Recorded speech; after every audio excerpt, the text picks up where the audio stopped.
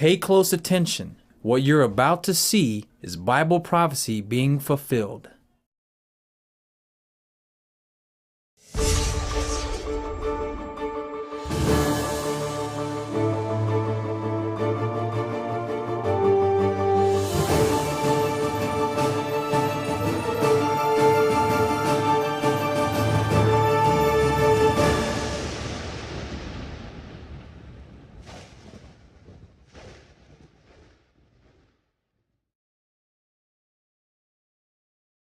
Welcome to another edition of YPN News, bringing you news as it relates to Bible prophecy and foretold by Yeshua Hawkins. Well, we have a question of, is peace on the horizon for Syria? We know they've been an ongoing battle for quite some time now. More sanctions have been put on Russia. I'm sure they're probably tired of that. And strong words by Secretary of State John Kerry regarding the Israeli and Palestinian conflict. Well, we start off with a statement made by the Russian President Vladimir Putin, who said the Syrian government and militants have signed a ceasefire deal and agreed to start peace talks. The three documents that have been signed, one is that the Syrian government and the armed opposition on the ceasefire and the territory of the Syrian Arab Republic. That's the first one entails. The second one is on the measure that will help control the ceasefire regime. And of course, the last one is an announcement of readiness for the start of peace talks for the Syrian settlements. Putin also said that Russia and Turkey will guarantee the truce, along with ordering the Russian military to scale down its presence in the Arab nation. The ceasefire is said to take effect at midnight, and the Syrian army will cease all military operations, but that doesn't include operations against Daesh and Al-Qaeda affiliate Al-Nusra Front terrorist organization. Well, the Turkish president, Recep Erdogan, has been critical of the U.S. government's war against Daesh, saying that they're supporting the terrorist group, that is the United States. Erdogan said the coalition was saying that we'll fight against Daesh until the end. They were accusing us, speaking of Turkey, of supporting terrorist groups. On the contrary, now they've all disappeared.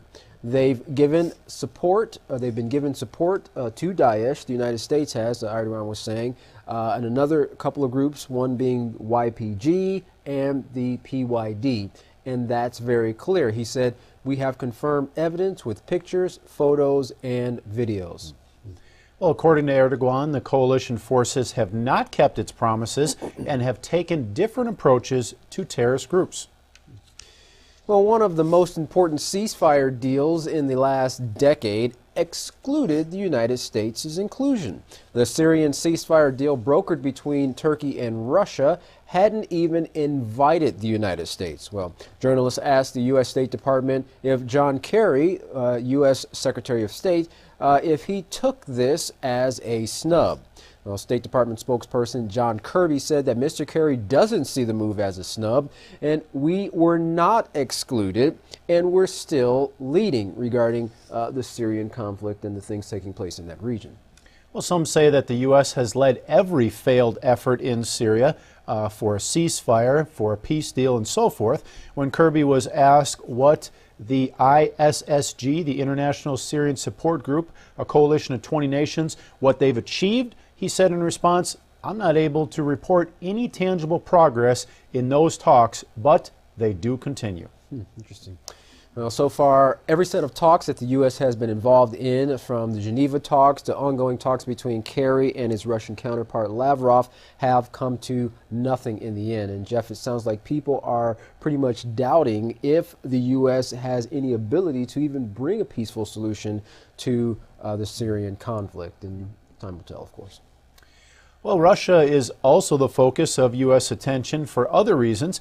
Larry McGee has been looking into the latest concerning the recent election scandal and several other events for us. Larry, what do you have? Competition between the world's nuclear titans certainly hasn't mellowed any. Senator Lindsey is proclaiming bipartisan support for sanctions against Russia related to allegations of U.S. election tampering.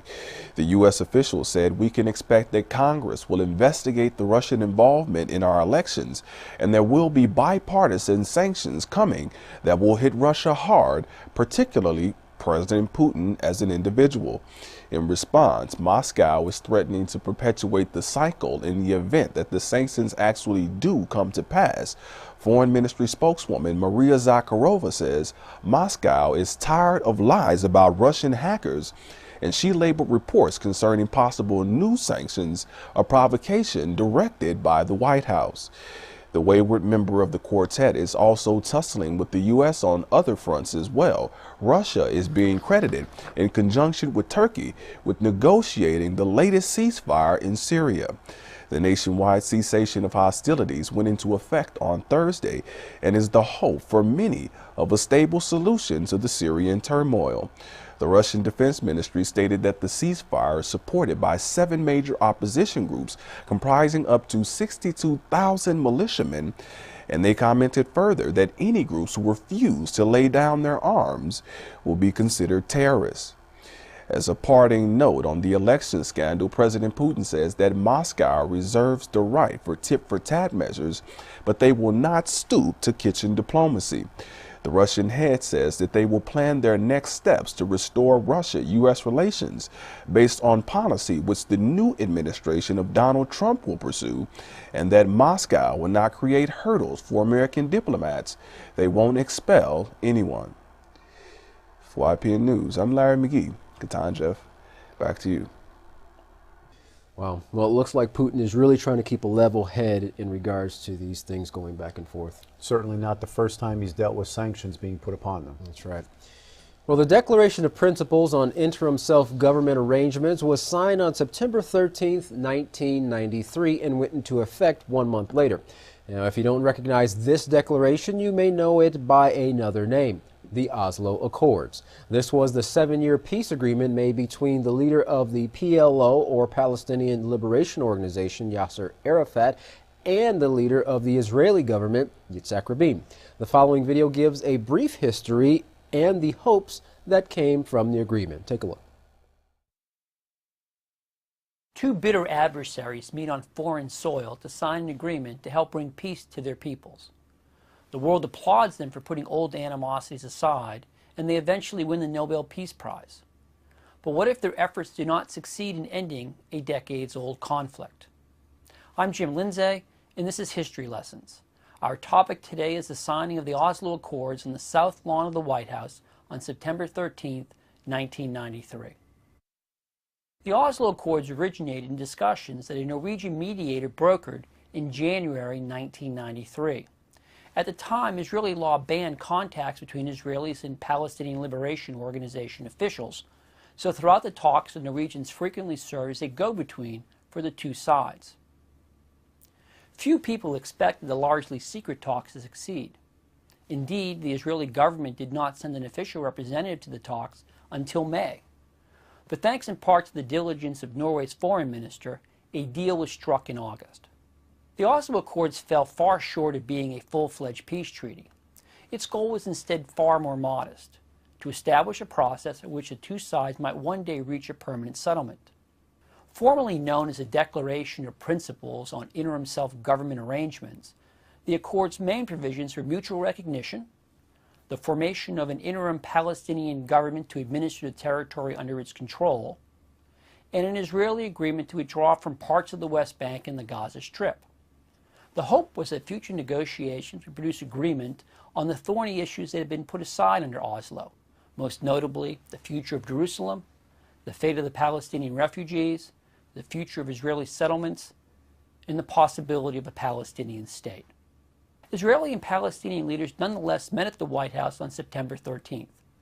Israeli Foreign Minister Shimon Peres and Mahmoud Abbas of the PLO signed the accords at the same wooden table at which the Israeli-Egyptian peace treaty had been signed 14 years earlier, in what the New York Times appropriately called a silent memorial to the assassinated Egyptian president Anwar el-Sadat.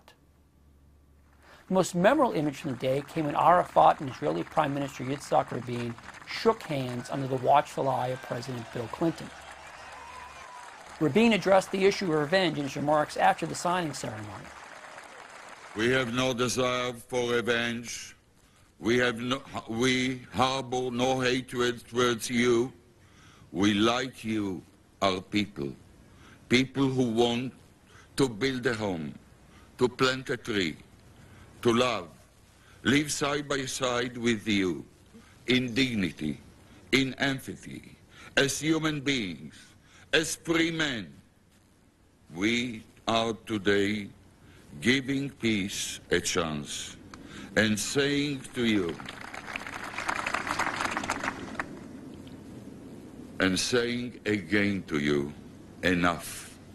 Let us pray that a day will come when we all will say farewell to the arms.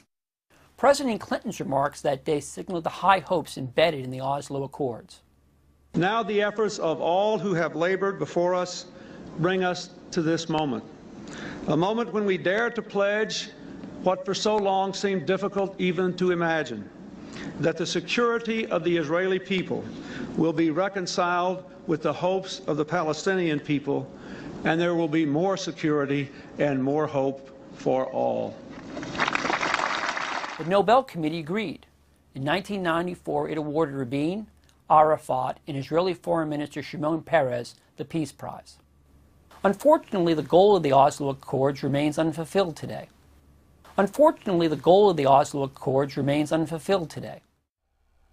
Well, Katan, it's been 23 years since the Oslo Accords were signed and put into effect, but with many pauses and many problems, the goal of peace in the Middle East has been hindered. Now, U.S. Secretary of State John Kerry has been pushing for the main goal of the Oslo Accords over the course of the last 8 years. In a recent address, Secretary Kerry warns of the problems he foresees if the two-state solution, which is what the Oslo Accords speak about, is not reached soon. Well, Kerry believes, quote, the two-state solution is the only way to achieve a just and lasting peace between Israelis and Palestinians. It is the only way to ensure Israel's future as a Jewish and democratic state, living in peace and security with its neighbors. It is the only way to ensure a future, freedom, and dignity for the Palestinian people, and, he added, it is an important way of advancing United States interests in the region. And, among other things, let's take a look at some of the other points Secretary Kerry made. Today, I want to share candid thoughts about an issue which for decades has animated the foreign policy dialogue here and around the world, the Israeli-Palestinian conflict. Throughout his administration, President Obama has been deeply committed to Israel and its security, and that commitment has guided his pursuit of peace in the Middle East. This is an issue which all of you know I have worked on intensively during my time as Secretary of State for one simple reason: because the two-state solution is the only way to achieve a just and lasting peace between Israelis and Palestinians. It is the only way to ensure Israel's future as a Jewish and democratic state, living in peace and security with its neighbors. It is the only way to ensure a future of freedom and dignity for the Palestinian people, and it is an important way of advancing United States interests in the region. Now, I'd like to explain why that future is now in jeopardy, and provide some context for why we could not, in good conscience, stand in the way of a resolution at the United Nations that makes clear that both sides must act now to preserve the possibility of peace. I'm also here to share my conviction that there is still a way forward if the responsible parties are willing to act. Regrettably, some seem to believe that the U.S. friendship means the U.S. must accept any policy, regardless of our own interests, our own positions, our own words, our own principles. even after urging again and again that the policy must change. Friends need to tell each other the hard truths, and friendships require mutual respect. Israel's permanent representative to the United Nations, who does not support a two-state solution, said after the vote last week, quote, "It was to be expected that Israel's greatest ally would act in accordance with the values that we share and veto this resolution." This friend that has blocked countless efforts to delegitimize Israel cannot be true to our own values or even the stated democratic values of Israel.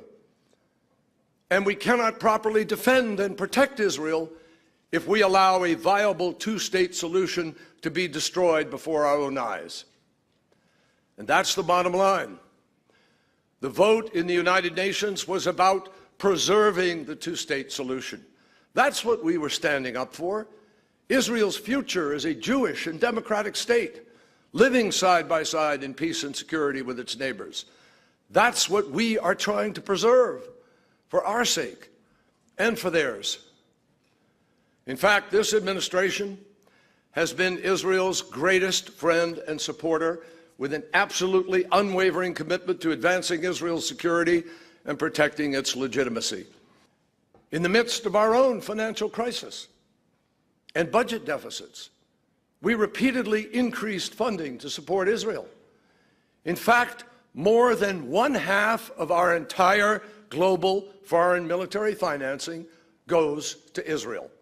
And this fall, we concluded an historic $38 billion memorandum of understanding that exceeds any military assistance package the United States has provided to any country at any time.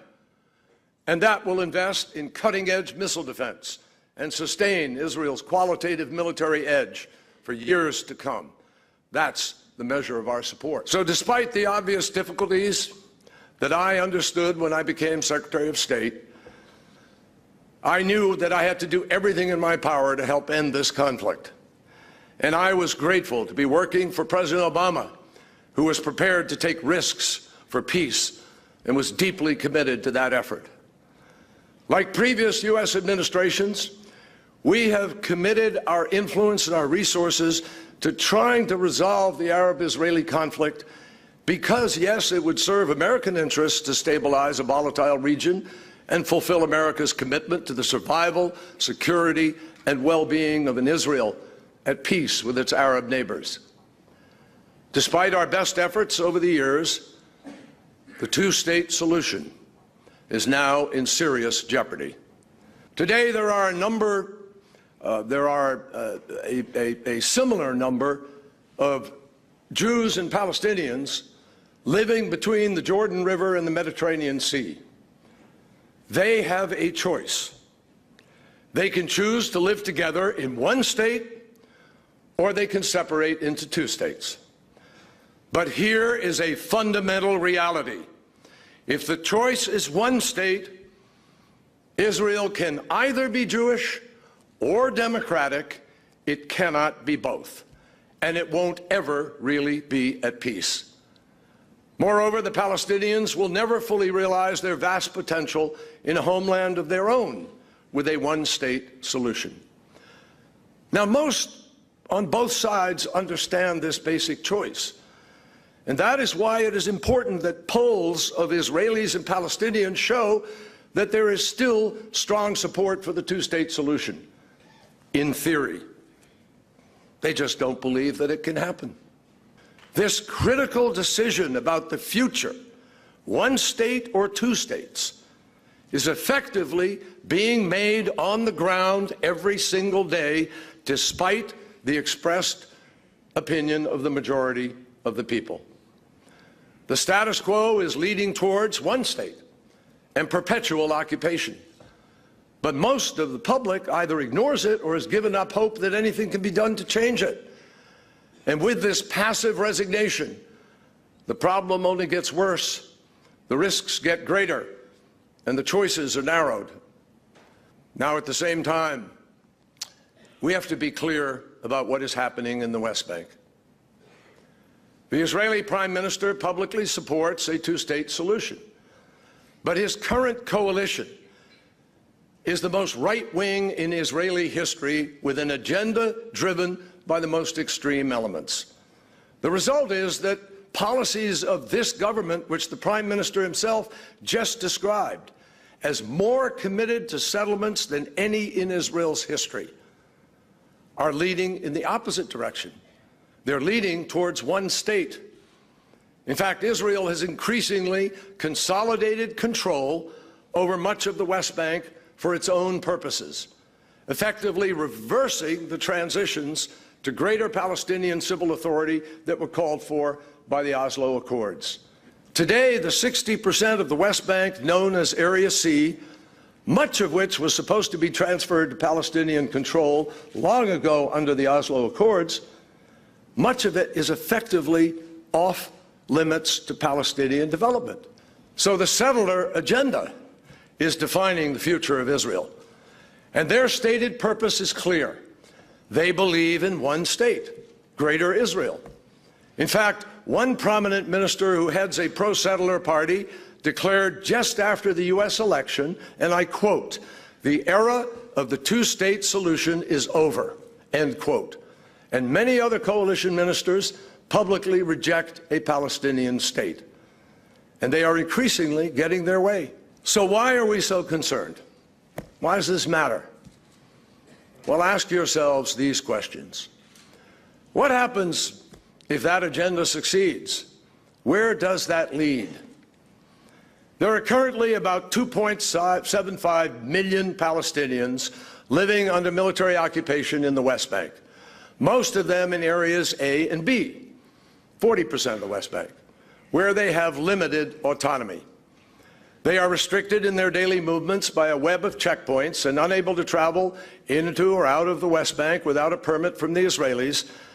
So if there is only one state, you would have millions of Palestinians permanently living in segregated enclaves in the middle of the West Bank, with no real political rights, separate legal education and transportation systems, vast income disparities, under a permanent military occupation that deprives them of the most basic freedoms.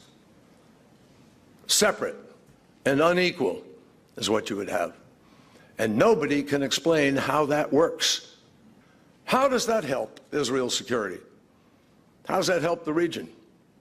The answer is it doesn't, which is precisely why so many senior Israeli military and intelligence leaders, past and present, believe the two-state solution is the only real answer for Israel's long-term security.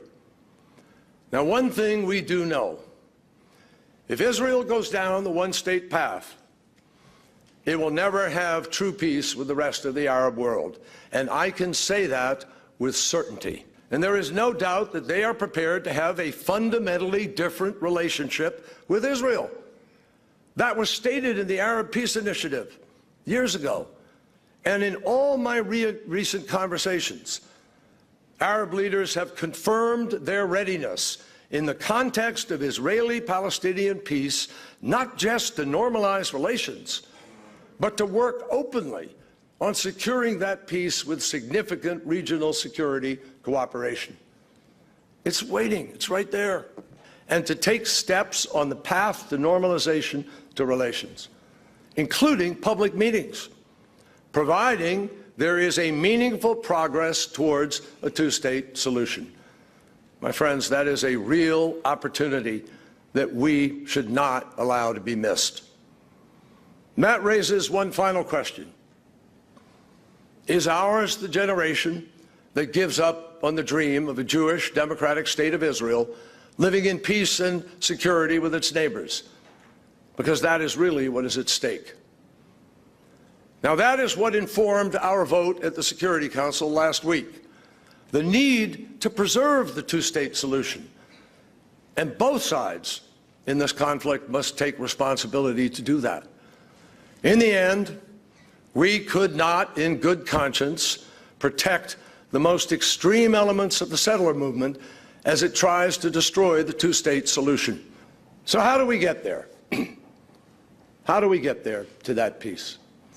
Since the parties have not yet been able to resume talks, the U.S. and the Middle East Quartet have repeatedly called on both sides to independently demonstrate a genuine commitment to the two-state solution, not just with words, but with real actions and policies to create the conditions for meaningful negotiations.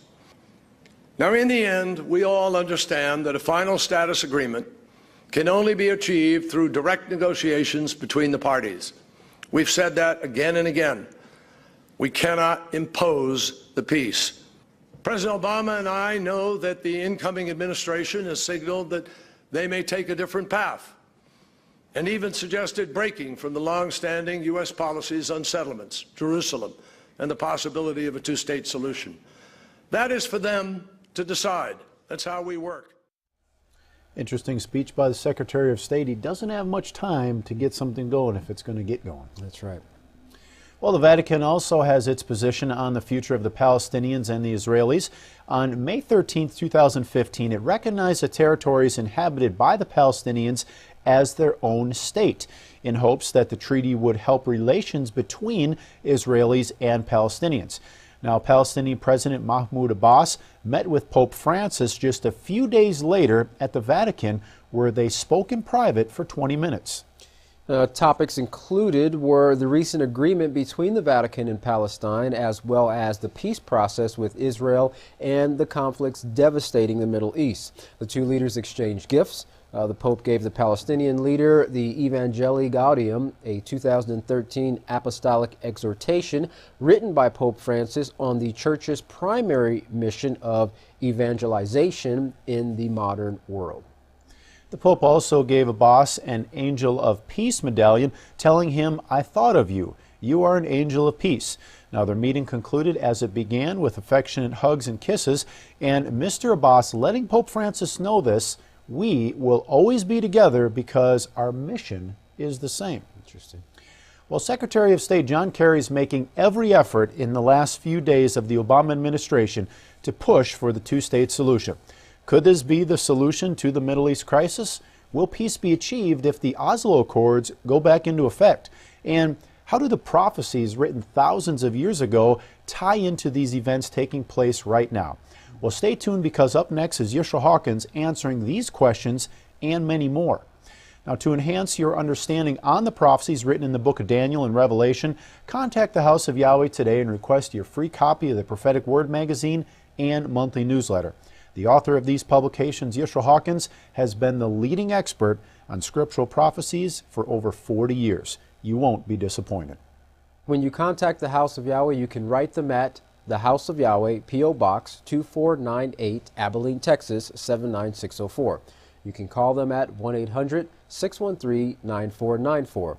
You can also go to any of their websites at www.yahweh.com, www.yisrohawkins.com, www.yahwehsbranch.com. And don't forget to visit our website at www.ypnnews.com. You can also email the House of Yahweh at info@yahweh.com. And for all calls outside the United States, please dial the number on your screen. And of course, don't forget for your resource for the best online study material to the Holy Scriptures, the Israel Says program is available. You can find that at www.yisraelsays.com. Well, get ready to clap and cheer. Up next is Yishra Hawkins. From all of us here at YPN News, I'm Jeffrey Heimerman. And I'm Katan Alexander. Thanks for watching.